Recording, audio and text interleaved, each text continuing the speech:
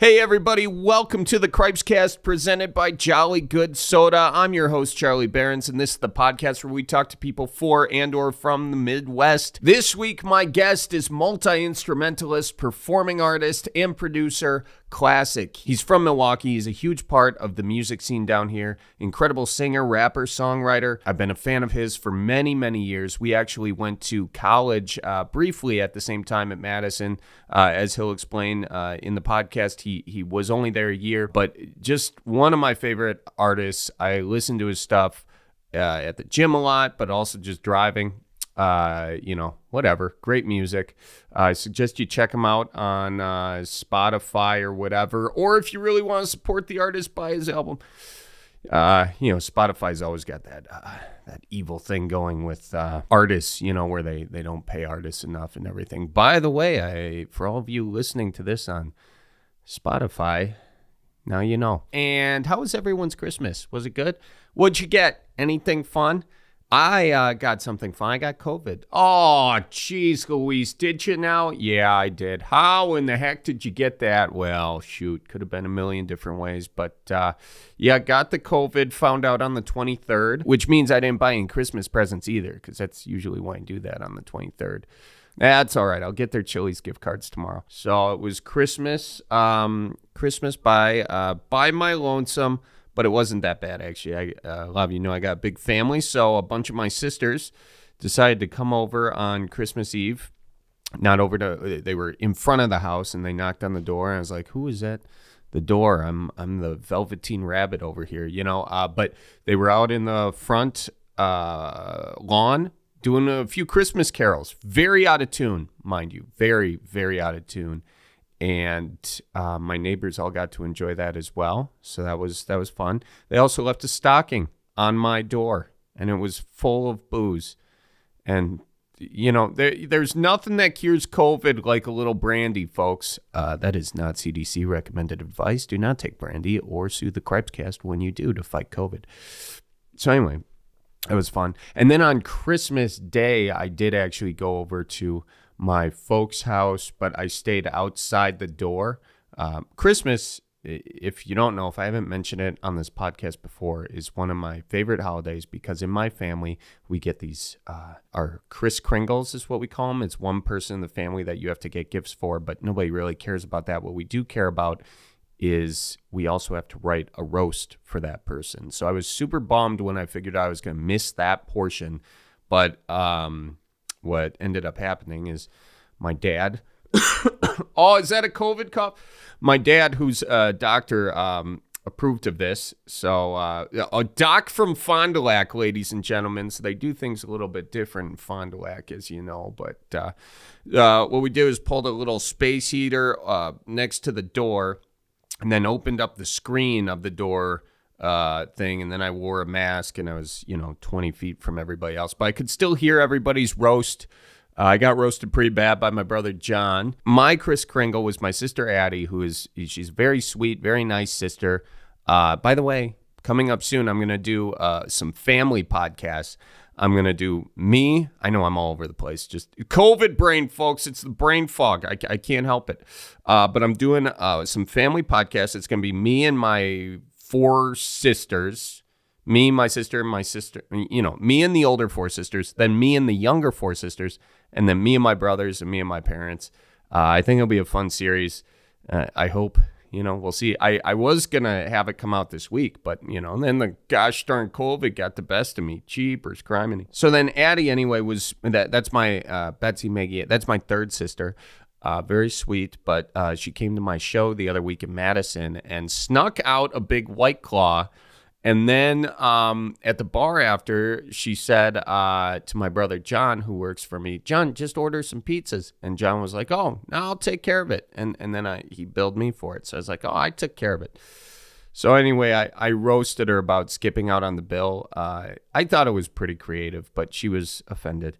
And that's how we like it in the Behrens household. Nobody is getting out of Christmas without tears. Someone's crying. Addie did not cry on the outside. On the inside, maybe. But if you cry on the outside, you get it worse the next year. So you try and suck those tears in. I'm a jackass. Anyway, what else went on? Aaron Rodgers broke Brett Favre's touchdown passing record. That was pretty exciting. And the Packers beat the Browns because, oh my gosh, they didn't get that call at the end of the game, that pass interference situation. But, you win some, you lose some. That's how it goes. The refs will help you some games, and they won't. If you live by the ref, you die by the ref. So you got to be better than the refs this week. We won by the ref. Browns also made a lot of mistakes, okay? So they can't be all mad at the refs. They kind of screwed the pooch a few times in there. Okay, I want to make sure to remind all of you to follow the Cripescast at Cripescast, Facebook, Instagram, and Twitter. And also, thank you for rating the podcast and leaving comments. Here's a fun comment. Yeah, no. Education versus entertainment. Enjoyed this one about Milwaukee recycling. This was from last week's podcast. But I was stumped when Charlie was asking guest Samantha about specific items that can be recycled. She answered, yeah, no, for many items. Then I remembered she's from Wisconsin, and Charlie taught me that answer actually means no. Yeah, folks, just so you know, it's yeah, no, that's no. It's what it ends on, okay? No, yeah, that's yeah, okay? So is it clear as gin or no? Anyway, they continue. Explore the lake effect or Midwest fruit growers. Lastly, for Charlie, you can drop the Manitowoc Minute character in your intros. You're funny just as you are. Keep up the good work. Tell Grandma Sue I says hi, and watch out for December tornadoes. Honest to Pete, I'm a little offended by you telling me to drop the Manitowoc Minute character. Oh, jeez. Well, 5 stars. Who cares? I'll roll with it. Does that mean I'm leaving in the interest? No, I think you're here to stay. Okay, please. Yeah, please. I don't have another job. Oh, no, don't worry. You will be here, other Charlie. It's okay. Okay, that is it for the comments. Hey, I hope everybody has a great New Year's, by the way, or New Year. I still don't know if you say it New Year's or New Year, but I hope everyone stays safe, follows medical expert opinions and not your buddy Larry shoving a pill up his horses. Okay, Charlie, let's keep her moving. It is time now for my conversation with Klassik. How you been, man? Man, I've been pretty good. I've been busy. I've been inspired. I've been not inspired. I've been laughing. I've been crying. I've been, the whole range of everything. Just in the world, craziness ensues, and then on a personal level, just growing and being an artist and growing into more of a, I guess, being more active in the community and using my platform and my voice and the things that I'm doing to use my art to really say something. Yeah, I mean that's certainly something that I've always enjoyed about your art and another thing, and you just mentioned it, is sort of your commitment to doing this thing in Milwaukee when the scene here, has not always, there's a lot of brain drain, and it happens with comedy too on my end, and it happens with music. So why are you so committed to Milwaukee? Wow. This is, I was wondering, I was like, what will we even dive into? There's just so many things, but this is perfect and timely. I was just in Nashville. Some good friends of mine, Sister Strings, who used to live here in Milwaukee, they moved down there, and their careers just like taken off. Yeah. And they're like my sisters, and I'm seeing them thrive. And we went down there, and it was kind of bittersweet because it's something that I've been very intentional about, I think, from the beginning of my career. But in the past couple of years, it's seeing how much opportunity, or maybe things would be easier, or things would happen more quickly if I went somewhere else, like having that awareness, knowing that, and then still making, like doubling down on the commitment of wanting to build it here. We talk about the talent always goes, everyone always goes. And I get all of the reasons why. And the thing that I've also realized is that it's going to take somebody, or actually quite a few people, to make that commitment, to actually be like, I have the talent and I could take this anywhere. And knowing that, I want to put that energy into here. I get this question a lot. I've been doing this for 10 plus years, and I've stayed here in the city. And someone asked me that recently, the same question, and I put it to him like this: a city like New York is like electric and has all of this energy because everybody's going there. They want that New York energy. It already has this built-in thing. So everybody is just like coming and giving of themselves and feeding that machine. It's already established. It doesn't need our help. It doesn't need 1,000 people every day coming there, but they're going to do it because it's already built in. That's just the machine. My thing is that why not live my life and my artistic career with that mindset of like, I'm in New York and I'm on this hustle, or I'm in LA and I'm in this hustle, but have that same energy right here. Like, what would happen if you get to New York and you gotta, I can feel it and I gotta do all this. And like, my thing is that I could do this anywhere, and I have this drive and I have this passion, and I'd rather see it break and make change here. And at the very least, provide a foundation or a stepping stone or a guide for the next people behind us to like take it even further. And it takes that commitment. Someone has to have that awareness to be like, this is never going to change until I change it. Mm-hmm. I mean, you look at a city like Austin, which was not really, I don't think it was much of a music city until I think Willie Nelson kind of rejected Nashville and sort of decided to set up this outlaw country thing there. I mean, Chicago, you have a lot of like Chance the Rapper, Kanye, I don't know what it is. I mean, Chance the Rapper, I think, is probably a better example because he kind of, and you're in the music scene, so you may know this better, but it seems like he doubled down on Chicago. He doubled down on making his music independently, and he kind of built a scene there. Yeah. Now, maybe someone came before him. I don't know. Maybe someone came before Willie Nelson. I don't know. But yeah, it's a tough thing to do. Now, let me ask you this, because with comedy, it used to be you had to go to LA, you had to go to New York and do those open mics. It was really just having those open mics.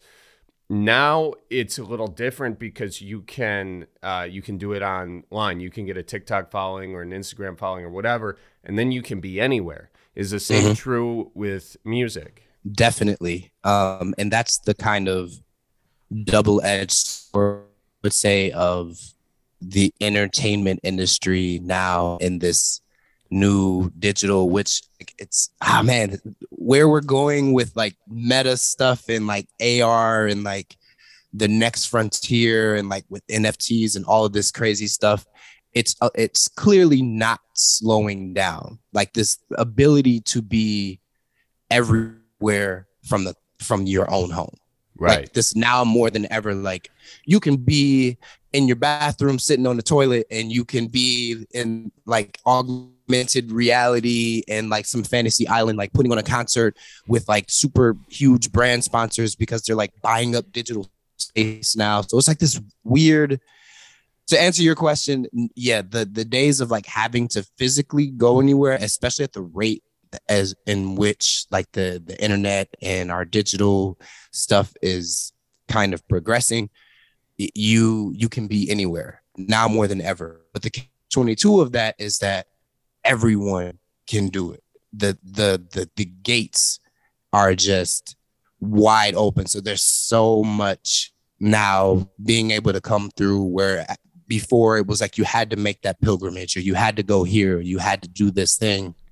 And now it's just open to anybody. So it's the hard part is there's the ease of access, but there's the difficulty of cutting through. Right. But you're saying your colleagues went down to Nashville and their career started to take off. What do you think it was about Nashville that kind of allowed their career to take off? Did they get linked in with the right people? Because obviously face-to-face interaction with other musicians, other communities, whatever, that's very strong, that can help you get a leg up. Was that kind of the deal? Most definitely. I mean, I will say first and foremost, they are just phenomenal talents. And that there would never be kind of a workaround of that. And so what they have as far as singers, songwriters, string players, like gospel, R&B, jazz, country, Americana. There just wasn't, I mean, they were doing everything that they could here. And even just recently before they moved, like won an award, Radio Milwaukee Music Award. But there's just kind of this ceiling here. And there's that face-to-face, there's that connection. There are people that are doing it at a higher level that are calling Nashville home right now. Right. And with their skill set, and then, also just coming in and very serendipitously being connected with the right people. And it just kind of, there's also more of a community, which I think is a strong suit of our scene here. There's definitely a sense of community, but and like in Nashville per se, there's also like an infrastructure to support that. Like there's something that community can then do with that kind of concerted effort. Like they can actually go to this studio or XY, or go to this, like to the Ryman, or get connected with, there's somewhere to go with it. Okay. And so I think it's just a combination of all those things. Definitely who you know and who you run into. I mean, you mentioned Willie Nelson, and they just played Farm Aid and got sent a little Willie Nelson care package. And like, apparently you don't like meet Willie Nelson, but you like meet his assistant, and his assistant came and was like, he really likes you all. He wanted to give you this gift. I'm like, what is your life right now? That's crazy. That's crazy. That's cool. Yeah, it's happening because it's, the people are good, and there's a community of artists who want other talents to succeed. And I wouldn't say that isn't here, but maybe it's not as vocalized, or it's just not as strong, of like artists wanting to do things to like build a platform for other artists in a through way, as opposed to what we call it here is a scarcity mindset of, there's only so much. So once you get a piece of it, it kind of like psychologically tricks a lot of people into being like, oh, well, and then there's only so much. So I got to like keep this to myself. And the reality is that's just not true. Right. There's actually a lot of resources, and they're just being choked up in like kind of frustrating ways, and across a lot of different platforms, from local, state, federal, just individually.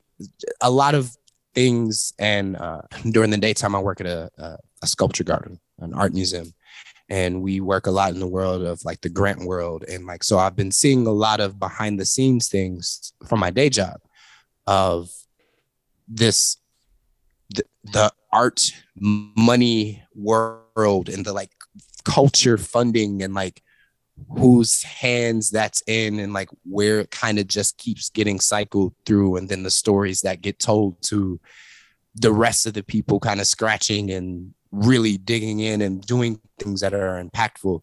We kind of get the scraps, and like, oh yeah, there's just not that much, and we don't have that, and this.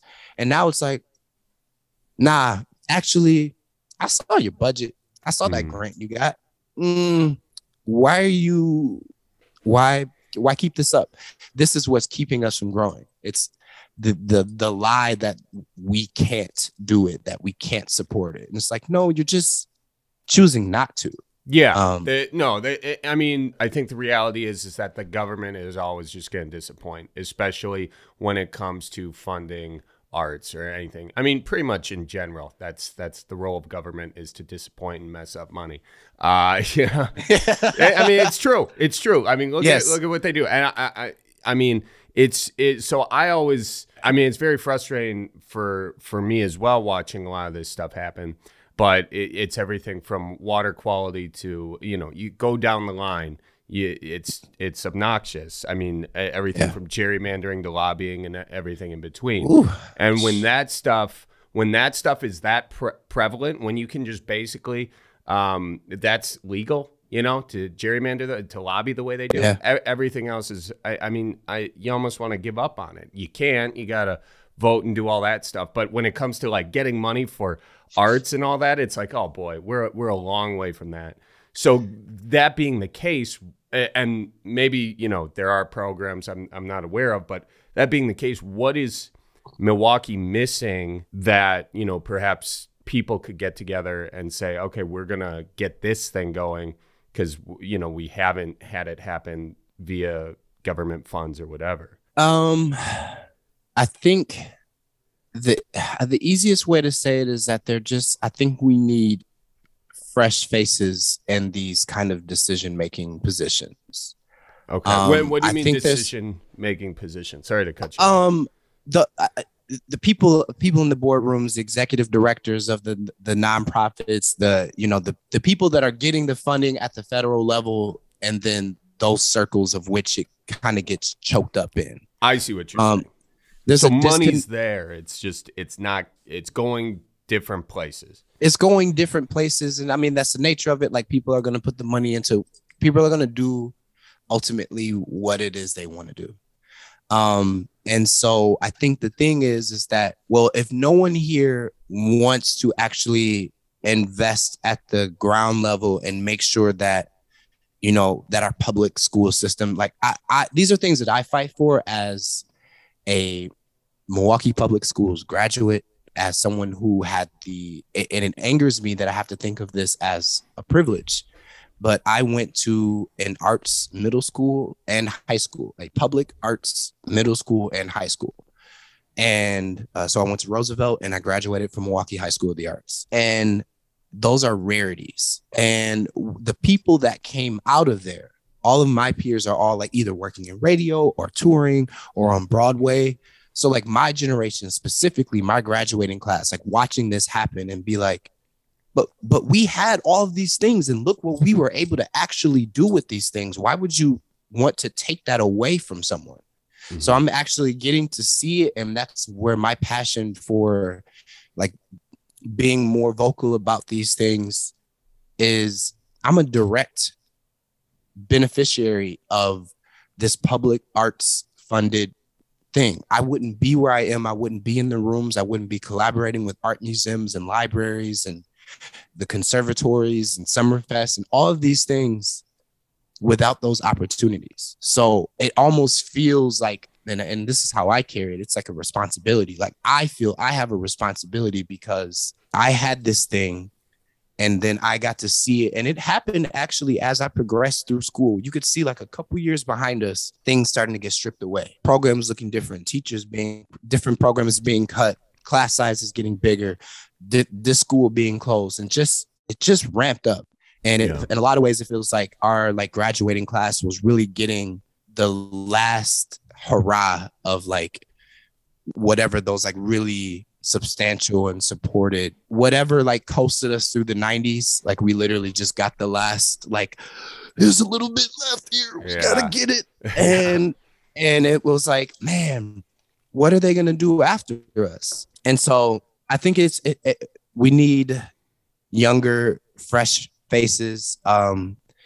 Definitely it's a diversity issue. And I like this, trying to think of a way Milwaukee is just not as, actually, let me preface this by saying I went to Loy Street Global Education School. And since kindergarten, I had also the privilege of being taught of just the beauty of like the globe and the beauty in our differences. Like we would have a global day every year where like there would be Native American students and they would come in like traditional whatever, and they would do like their ceremony or their dance. And then you would have like some of our African immigrant students from Nigeria or wherever they were from, Hmong students, all in traditional garb, all sharing their culture, all these things. And we would come together every year.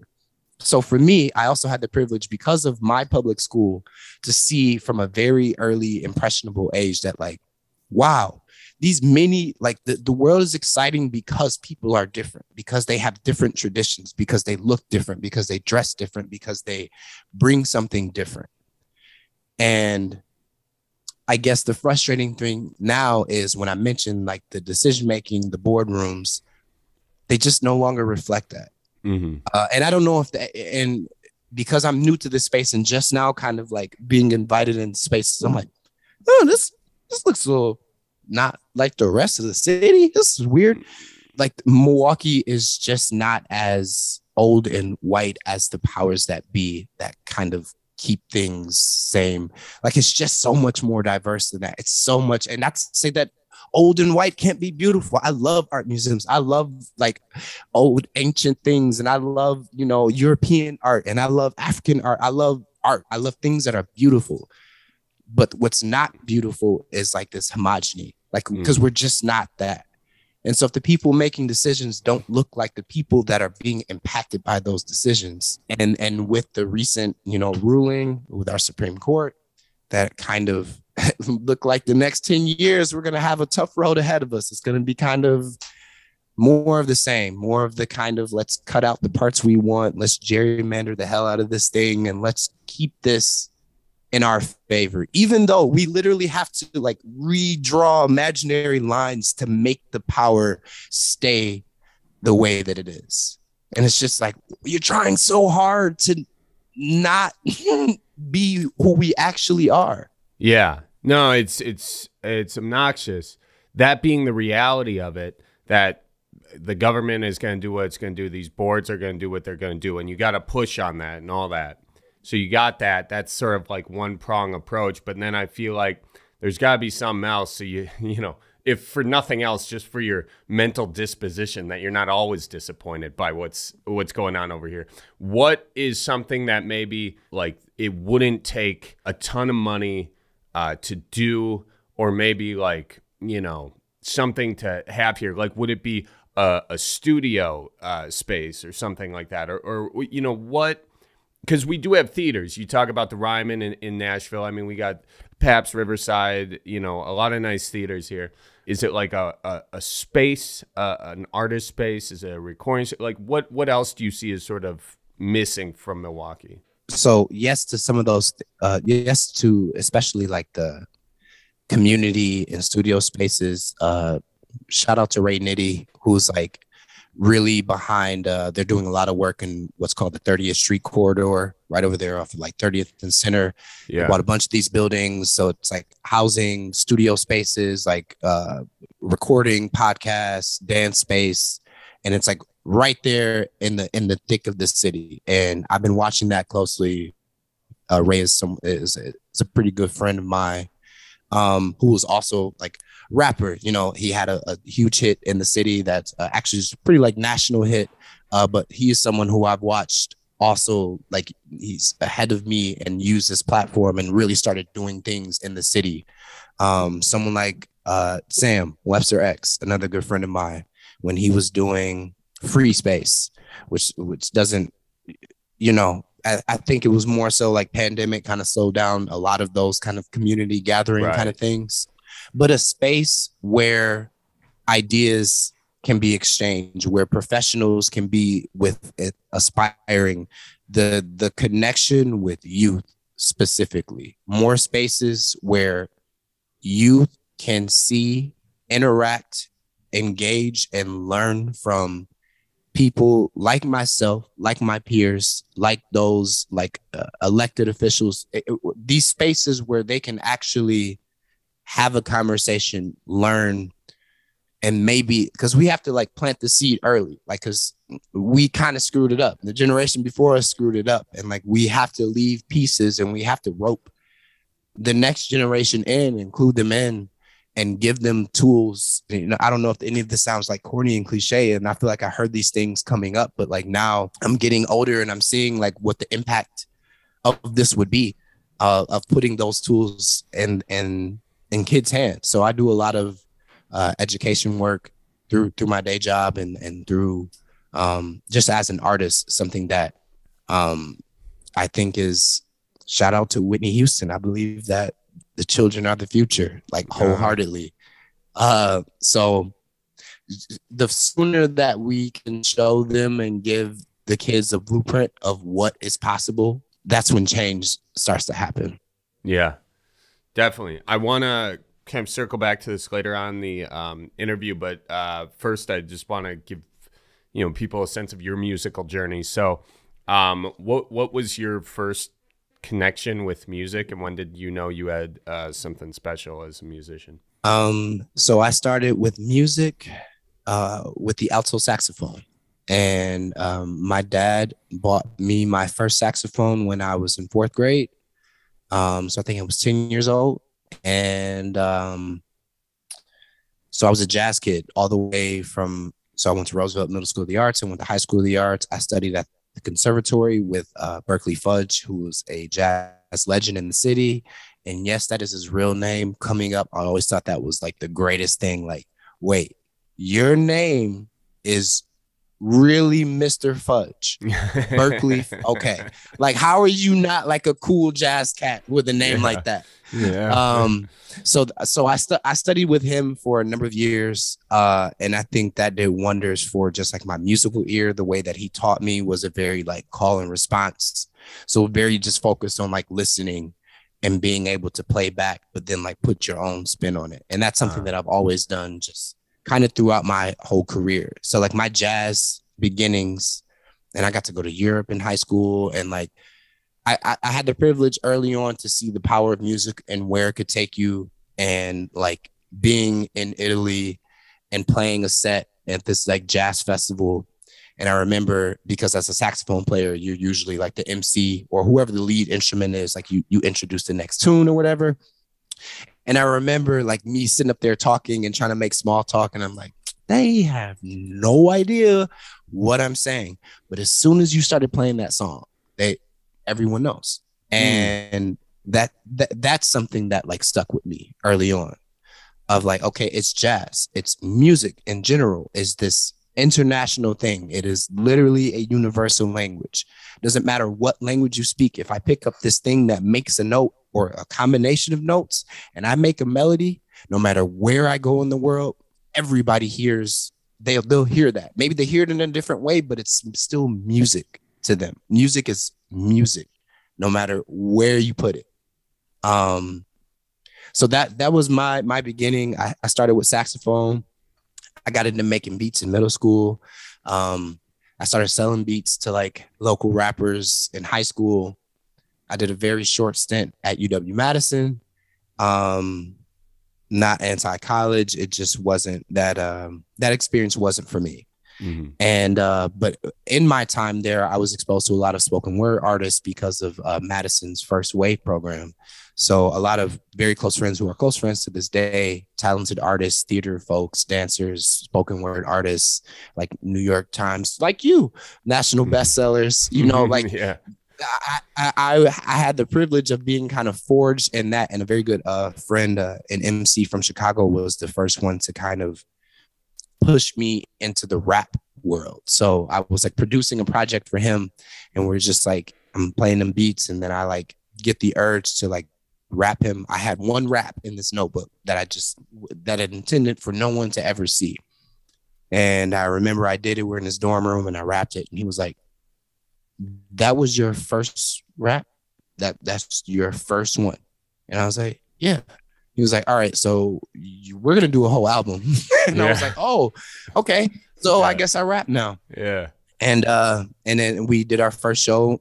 My first show ever was opening for the Cool Kids, who at the time in 2008 were like that was the thing popping. I don't know. I mean, they were in like Amazon commercials. They were everywhere. Yeah. That whole like throwback Chicago fashion streetwear, like kind of that whole thing that they pioneered. That was my first show ever. That was my first show ever as deciding to be a rapper was opening for them. That's crazy. Actually, it was around this time. I don't know if you know this. We met, you and I did, kind of tangentially, but it was at Madison. My buddy was doing this org and he was interviewing you. And I think I might've been interviewing you, or maybe he was, I can't even remember, or I was holding the camera or something. Do you remember it? You remember a guy named Mark Korshak? Yes. Wait. When would this have been? Because I've been trying to like place this, because I'm like, I know that we've met. Yeah. And I've been trying to place it. So this actually just might be the missing key. I'm like, where do I know? Like when I first started seeing you pop up with videos, I'm like, well, I already follow this person though. Like, yeah. It was this thing. It was in college. My buddy Mark had this organization called, and this is not the best name, admittedly, Project Euthanized, but it was Gen Y. Remember that? Yeah. Madison? Yeah. So that was it. Actually, the name arguably could be good, but I don't know. YOUTH. That's what we always had to say after it. But anyway, so it was around that time. I think we interviewed you from what I remember outside of Camp Randall. But my memory from those years is a little hazy for obvious reasons. But same. Yeah. Guilty as charged. But so at this time, though, I mean, you're like full in on rapping and creating and all that sort of stuff, and then you drop out to pursue this full time? Yeah. Which was like it was an easy decision, but it was tough to deal. And I'm fortunate that I had the confidence to do that, because it instilled in me the ability to stand on a decision and to really follow through. I'm thankful that somehow my mom knew that I was like not feeling the college thing, like just from the onset. From first semester, she's like, stick it out, at least try and finish this year. I got like halfway through second semester, and I remember the day, it's just like I'm supposed to be at an exam, and I'm like in my dorm room, like making a beat. I'm like, I can't come back here. And she and I was expecting more of a fight, and she was like, okay. And I didn't have a plan, but I had this voice that I've listened to, and so far, I would say hasn't failed me yet. That's when I tapped into it. It's probably the first time I heard this voice, like, leave right now. Go.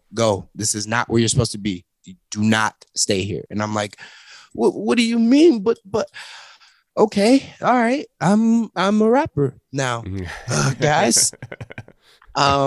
Somehow over the next few years, dropped out in 2008.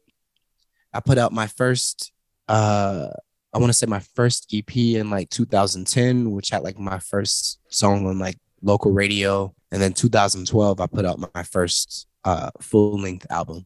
And that was the album that won me my first awards. And I think I won my first Whammy from that. And my first Radio Milwaukee award. Did my first Summerfest shortly after that. But there's a hazy period of 2008 to 2012 where it's man, it was struggle. It was, I was working at Boston Store, RIP. Those things don't even exist anymore. I won. I outlasted it. One of us was going down, and I guess it wasn't me. Only the strong survive. Only the strong survive, which is funny because, man, if I still worked there, they would I would be reprimanded for this, but they're not here anymore. So I can say these things. Our biggest competition was Kohl's. And you know what? Kohl's wins the best men's retailer in Milwaukee, Shepherd Express, every year. Yeah. Kohl's department store reigns supreme in Wisconsin. So Boston Store was every week our thing was well, Kohl's just did this, so we got to do this. Yep. Aren't you Boston Store? Yeah. They need Boston Store cash. Yeah. Kohl's cash, that's where it's at. Yeah, it's right. I think I got some I still got to redeem. Shout out Kohl's.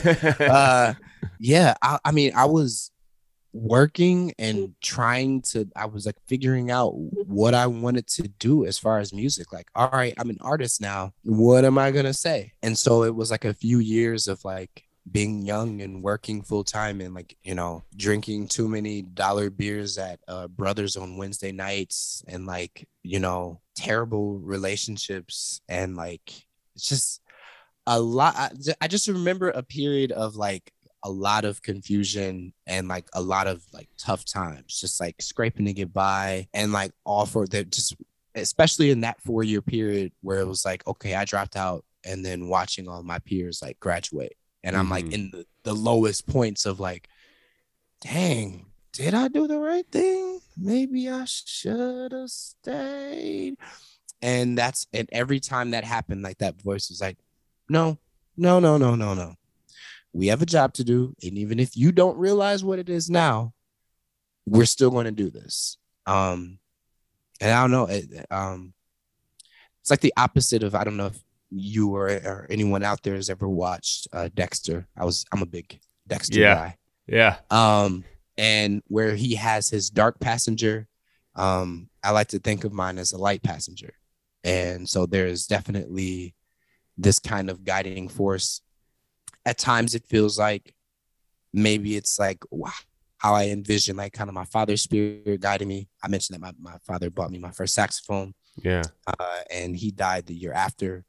So that was also, that's actually like a very huge genesis point, I would say, as me as an artist and really like diving into it. My father was an actor, musician, dancer, also worked in the school system. So I feel like he, in a lot of ways, is like that guiding light of like, what would like my father, the artist, want to do in this moment? Like, what if he could see me do something right now? What would it be? So I also have a lot of those moments. Yeah. When it comes to like where you're going now, like as an artist, you look at sort of the landscape and the reality of what's out there now, the way one very viable path, and we've seen it with a bunch of artists, is they pop off on TikTok, right? Mm-hmm. Or they find some avenue that isn't your traditional make an album. You know, it went from like the album's got to be solid to, okay, we're making singles.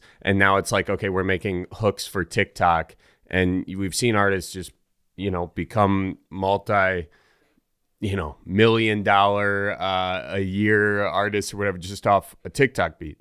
Now, you as an artist, how do you feel about that? And is this just like a new game to play creatively where it doesn't bother you? Or are you like, this is going in the wrong direction? I feel like there's two sort of schools of thought on it. That's actually a great question. I think, well, first, my gut answer is I view everything very like dualistically. I'm very like Zen in this way of, I often see both sides of everything. And I think that like for us to be well-rounded human beings, to be compassionate human beings, we have to be able to do that. So for me, it's the name of the game right now. It'll be something else in a couple years. That'll be something else in a couple years. A lot of it feels we're in this hyper demanding stage. Like we are very demanding of creatives right now. There is such a high bar for output. And so I guess my while I understand, and this is the new thing, and this is what technology allows, I think it does feel a little bit, and has felt a while, that like hopefully there's some balance and we don't move fully in this direction, because it comes down to the, quantity versus quality. Right. There we go. Because I'm just I don't know if it's now becoming old fashioned. I don't know.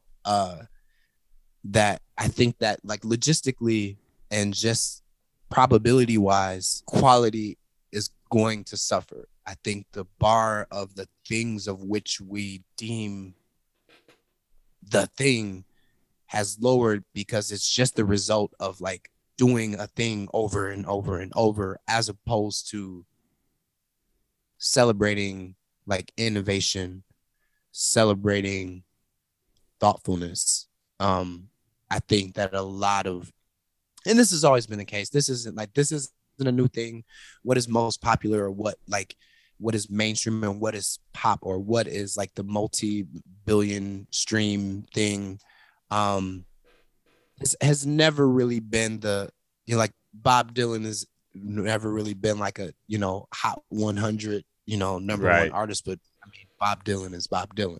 Right. The thing is that like the culture, the digital age, my fear is that because of this quantity over quality thing, we haven't created, or we haven't sustained or maintained an environment in which artists can be more prolific. We don't really celebrate that thoughtfulness, that long game. There's just not like a long game.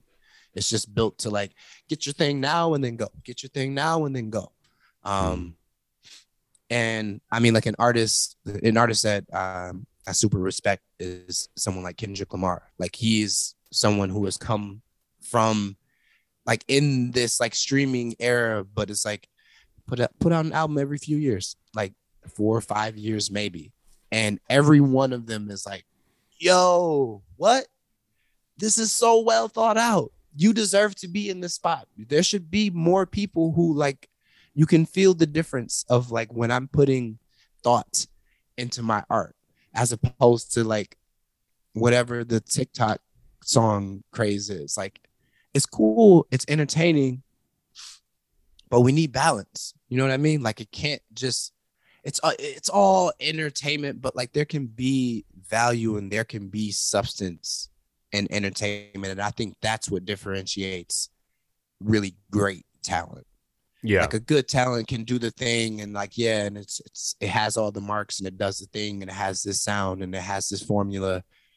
But great talents can do that and then also really say something and really take control of their own narrative as opposed to, and I've done that. I've done the like streaming number game and like trying to get it, you know, on playlists. And it's like, it's maddening because it can force you into this like seeking validation, which is like my least favorite thing. Like I'm not interested in anyone's validation. And which I think is what differentiates me as an artist. Like when I chose the name Klassik, I think I chose that name and I've lived by this intention to, like when I picked the name Klassik, it was very decidedly to be like, I'm never going to fall prey to whatever is the hot thing. It was like a pledge to myself. It was like less of a name and it was more of a like, all right, so this is the goal. Anything you have to do has to be timeless. It can't be because this person did this. It can't be because they said you got to make a video like this.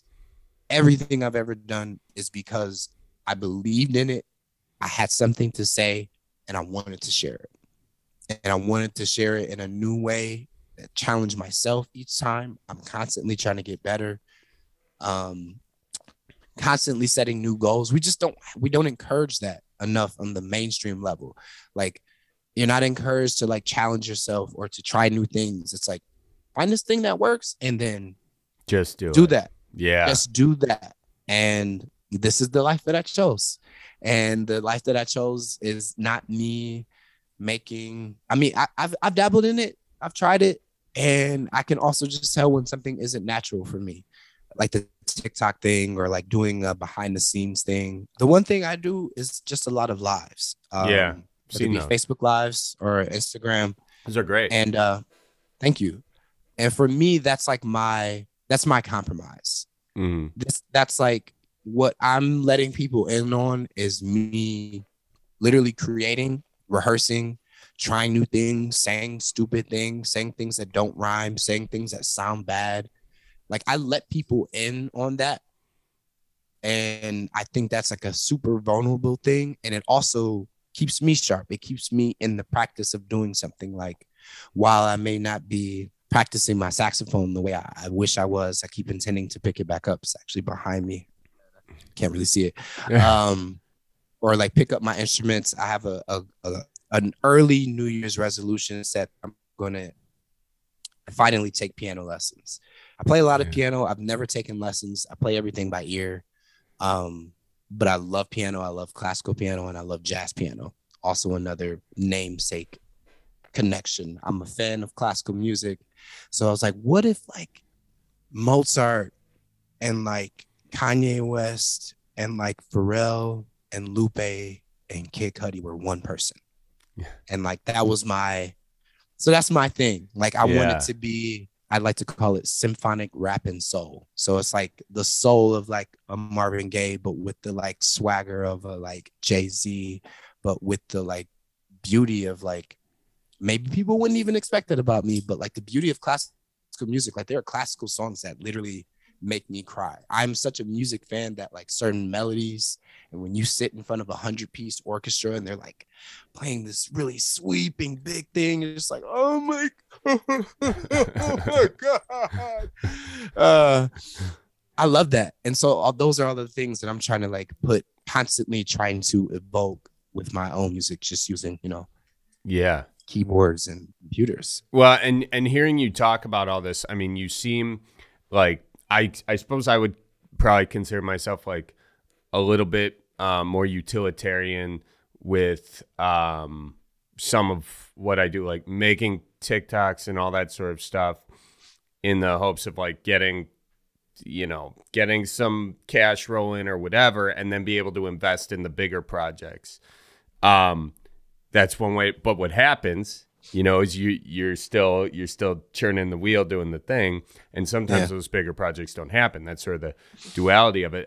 But you are sort of doubling down on the stuff that you love creatively and artistically, and it sounds, first of all, your music's incredible, and what you're describing right now sounds amazing too. But does it create this pressure for that thing that you're investing so much time into to be amazing when it comes out and do something? Does it feel like it's sort of out of your control? I think maybe the reason I do what I do is to like have some sort of sense of control. Like I know I can like knock this out and like build a following that way, and that's like maybe a control thing. And maybe it's like less faith in the actual artisticness of what I do. You know what I mean? So how do you feel? Do you feel pressure to like get those social numbers and pressure that if you're maybe not achieving the numbers that like some other artist has, that you're putting more pressure on what you're currently creating now? Or are you able to ignore that and put all that energy into just what you're creating? Because I think that's what it is. It's energy, either worry or creative. It's got to go somewhere. Yeah, a life lesson that I also carry from my father. I think before one of my first performances, and I was like, I'm nervous. And he was like, well, nervousness is just misplaced excitement. Right. So the same thing with like worry or that creative burst. It kind of, I go back and forth. I'd be lying if I, said I wouldn't want, more of a following or more people or more monthly listens, but also like, that's just like a small part. The overall part of me could honestly care less about that. Yeah. The things that I have planned for myself in the next year or two have nothing to do with streaming numbers.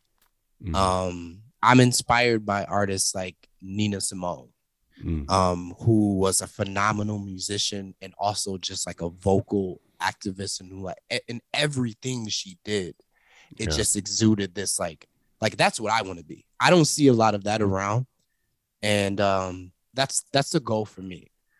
So there's pressure, and there's also the learning to be kind, which is to yourself, and that's the thing that I've been working on, just as someone who is very ambitious and does have like, it can be maddening at times, and there are days where I'm just like, I freaking suck, I hate all of this, do away with it, I'm gonna do something else. And that lasts for like 10 minutes. I'm like, all right, let's just try it differently. But yeah, I mean, in the next year or two, hopefully, mark my words. Actually, I'm gonna set this intention. Mark my words. The goal is a museum gallery tour, where I would essentially treat this like a traveling artist residency. We'll go to a different town for like 4 or 5 days, kind of explore the city, go to an institution, do a workshop that would specifically bring in a group of people, a group of young students who typically don't engage with that institution. And these are all things that I've done kind of like testing ground here in Milwaukee, here with the art museum and here with different schools. So I've been like doing behind the scenes work that has been like super fulfilling, and positions that I've been put in because I'm an artist, not because I'm an educator, just because like students want to hear what you have to say, or they want to learn how to write, or they want to know why you care about this specific painting, or what it is about this, whatever. All of these things, I can take that on the road. I can go do a workshop, do a performance, film something, contribute something to that community, leave a little piece of myself, be able to take that and go to the next city. And the end goal is that I would record an original piece of music in each of these cities based on either the workshops or a piece of art within these institutions or galleries. And at the end of this gallery tour, I would take these, and these are all one take performances. So this is something that I also do that's like unique to the Klassik brand of doing a song from start to finish, no cuts, no edits, like doing all of the effects. It's difficult. It's maddening. You never know what you're going to get, but it's very uniquely me. I can do that in each city. I have one coming out with the art museum, hopefully before the end of the year, that we did a couple months back, which was the genesis of part of the genesis of this idea. So this idea of like being an artist, being able to create an original piece of music, coming into a new environment, bringing new people into that environment, making art from that, and then hitting the road. And then in each of those cities, I would record that song. And at the end of it, the goal is to have an album that is a live album comprised of songs from different cities from this tour. That's really cool, man. I love the improvisational element of it, and also just the fact that, you know, you're building communities everywhere you go. I mean, that's very cool, original idea that I do think a lot of those ideas are kind of lost in the when you're only focusing on what they tell you to focus on, you know, like TikTok and all that crap. It's very cool. Hey, everybody, I want to thank you so much for listening to the Cripescast, and I want to thank our amazing sponsors. First and foremost, I want to thank Jolly Good Soda, the best gosh darn soda this side of the Mississippi. Ladies and gentlemen, you can get it in any of your stores. If you just go up there and say, hey, where's the Jolly Good? They'll show it to you. And if they don't have it, say, hey, you should get the Jolly Good. And hopefully they'll do that. Or you can just buy it online, jollygoodsoda.com. And I also want to shout out Duluth Trading Company, another sponsor of the Cripescast, for making absolutely amazing clothes that I would buy even if they weren't a sponsor. But I don't have to buy it because they send me free clothes, which is really nice of you, Duluth. Thanks so much. Right now I'm actually wearing their sweatpants, which are fantastic, very warm. Underneath I got their boxers on because I'm just that much of I'm a company guy now. And I will tell you, with it getting colder out, I've got their winter jacket, and it keeps you nice and warm. It's actually an Alaskan hard gear jacket, which is great. Alaskan hard gear is sort of their more outdoorsy type stuff, and I'm telling you, it's fantastic stuff, ladies and gentlemen. Check them out, DuluthTrading.com. If Milwaukee could do one thing in the next year that would benefit the arts community, that didn't have anything to do with, you know, a board or anything like that, like just people capable of being people, what would you hope Milwaukee would do? I guess just being more active and present with their support. I guess at the base level of, as things pick back up, hopefully we come out of this, like, however long pandemic era. I don't even know what year it is. Is it like 2068? I'm not sure. As we progress and towards the next phase and things start to look quote unquote more normal, whatever that means, for people to actually come out to support, to not just come to an event just to get sloshed, to actually come and explore new music, to support those artists. All of these things, like places like Nashville and places like Austin, like those things didn't happen. How am I trying to phrase this? They did not happen without people supporting it and actually allowing themselves to be excited, to be immersed in something. There's some weird veil, and there's a thing with like our audience and our like entertainment culture where like we can only engage with artists and music in a certain way. Like I said, like we either have to be like super like torn up and like it's like really it's just kind of like an afterthought.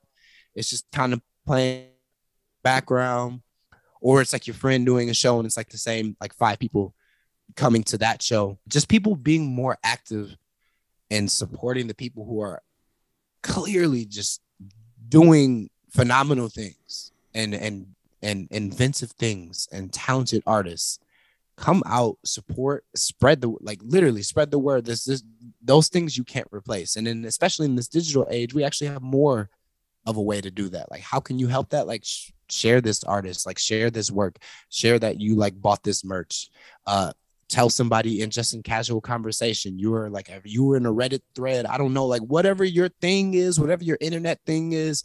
If you're a tweeter, get to tweeting, talk about like, whoa, I saw this thing, it was great, here are photos, here's this thing, here's a link. People just being more active, and like, why is it not cool enough to like support? Why is it like it's cool to just kind of be like, oh yeah, that's the thing over there? Like, man, stop being cool. Like, it's actually way more cool to be engaged in this show. Right. I've had so many shows where I've performed and like people are just kind of like, man, are you like glassy eyed? And like, as a performer, and I know other performers can relate, like that energy that you get or don't get from an audience can like make or break your soul. Like sometimes those moments are like, and I'm fortunate to just be like a consummate professional. Like, I'm definitely like, I'll get through anything, like whatever, but it makes it more enjoyable if we're both engaged. Right. And I've had those shows where people are like glossy eyed and like seem like it's not hitting, but then the surprise part will be at the end of the show, they'll be like, oh my God, that was so good. Oh my God. Like I was so, and I'm like, really? Yeah. Because like, where was in, so it seems like a difficult thing to like, maybe it's not like a tangible thing, but it's a thing that I've experienced of just this, like, we got to find new ways to be present and be support and come out and like really engage, as opposed to just like, you're not a fly on the wall. Like, you don't like have to just like be too cool for school and like post up at the bar, and like you can enjoy stuff. Like, if you don't enjoy it, then cool, I guess, then leave, I guess. Yeah. You know, but if you do enjoy it, like, don't be afraid to let those artists know that. Yeah. It's not like an ego thing. You're not like, they're not like, I don't know. I don't think we have like big-headed musicians here. I think that any of these musicians would appreciate if you like actually looked like you were like into it. Yeah. Yeah. Yeah. No, I get that sometimes with, I'll do like a comedy show or whatever, and if the crowd, I'm like, what the hell is going on? And then I'll get a message online after like, oh, the crowd was rough, man, but great show. And you're like, where was that? Like, where were you? In the form of laughter, you know, or something.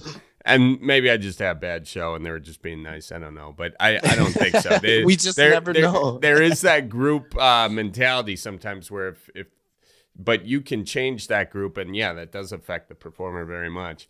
Final question: what advice would you give to a young performer in Milwaukee who's wanting to do what you do, but also maybe not sure if Milwaukee is kind of the place for them? Obviously, I would be inclined to try and get them to stay. But also, people have to do what they're most passionate about.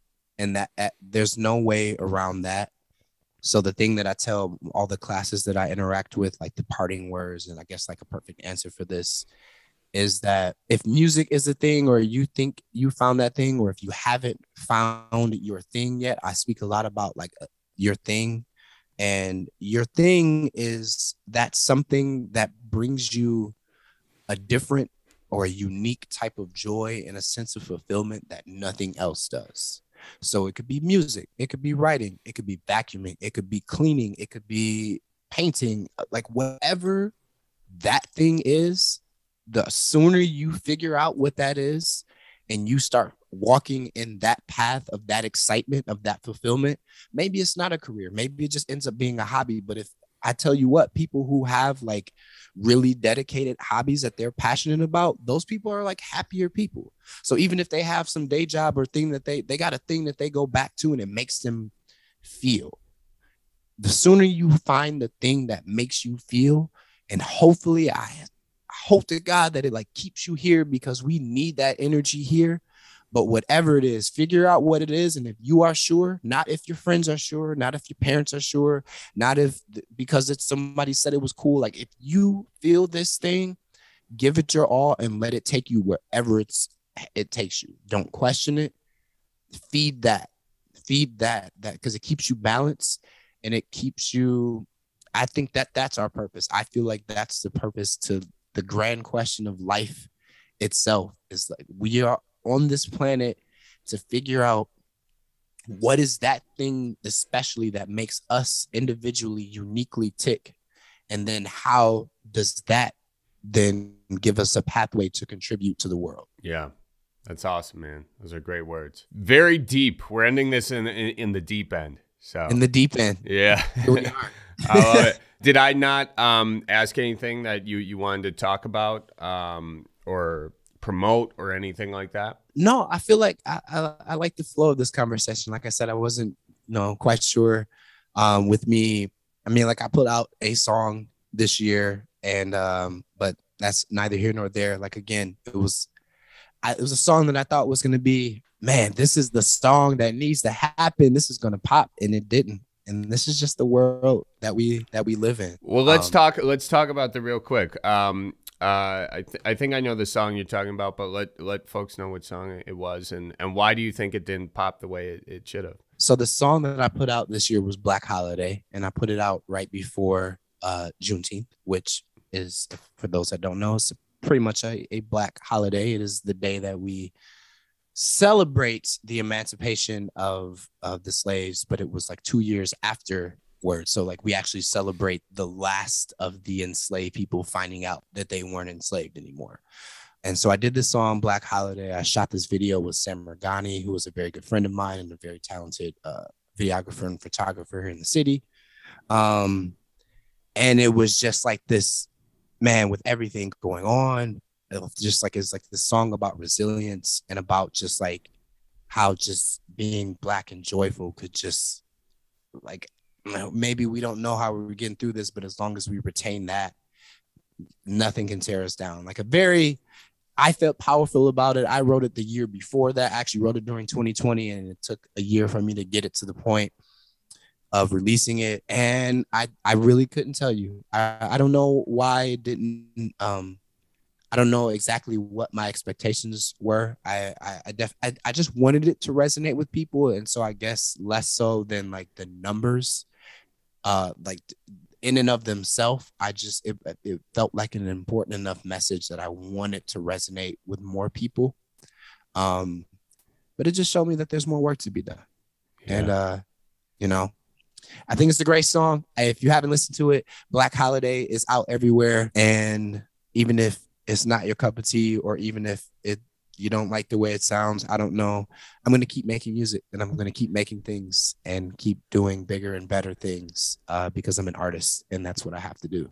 No, it's an incredible song. I'll double down on that. And then also what I'll say is like, I feel like as an artist, so much you kind of build this library of stuff, and it's like, I don't know, I think it's like a boat, like in the middle of this is a weird analogy, but I just thought of it. But a boat in the middle of Lake Michigan, let's say a sailboat or whatever, and big wind comes, and like if you're not ready as an artist when that wind comes, which would be like the song that takes off or whatever, it can just knock you over. You're one hit wonder or whatever. But I feel like, especially an artist like you, like you've got like this library of amazing content and songs, and like I think all these songs, Black Holiday specifically too, will have like that new life when that like one other song that you haven't put out yet just pops and goes on the charts or whatever. Like,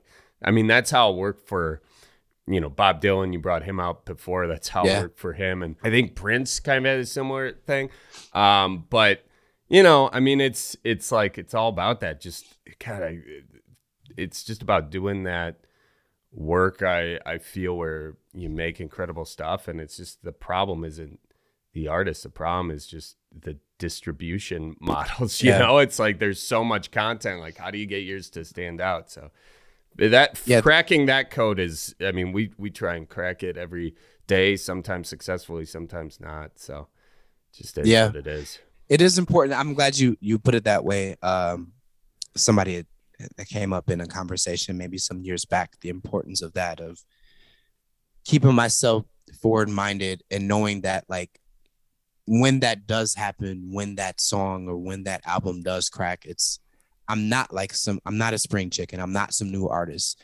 If someone finds that, oh boy, you've got yo, there's a lot more. You like that? Yo, I've been Yeah. actually doing this for a while. Yeah. I think of an artist like, I love Kid Cudi's story. I love the story of Day and Night. Like they put that song out and it just like kind of sat for a year. And then No, it's crazy. And it could just be like, oh, this song hits the soundtrack of this thing. Or I know we, chat on it before, but someone like uses it in a TikTok thing, which goes, and now the song is like a trending beat or whatever, and you didn't even intend it for that platform. But it like, it's almost like, when luck or what is it? They say there's no luck. It's when preparation meets opportunity or whatever. And it's like, as an artist, it's like important to not focus on that opportunity necessarily, but that preparation of just like creating, because that opportunity will come. It comes for everybody. I feel at some point, it's just like, are you ready for it when it does? Ready? Yeah. So that's my little soapbox thing. I'll step off now. I like it. This is where conversations with me, and that's just with friends, with colleagues, at work. I don't know where this. I blame it on my church upbringing. I think a lot of me as an artist, I see bits and pieces. I'll watch videos, or I'll see like a performance, or I'll be like, where did that just come from? And there's definitely like a pastoral, like I just have memories of just like, man, whatever your views on religion, and like I'm definitely a very spiritual person, and like as far as being organized, and I don't know about those things, but I do remember that feeling. I do remember the way that pastor with the choir behind him and his voice got, and it started having a melody, and it started, and you felt that. And I'm trying to I feel like I have a gift that I cherish, and to do that, to use my voice intelligently and like melodically, like, so whether it be in music or just in conversation, like I want people to leave from having a conversation with me or listening to my music or seeing me perform.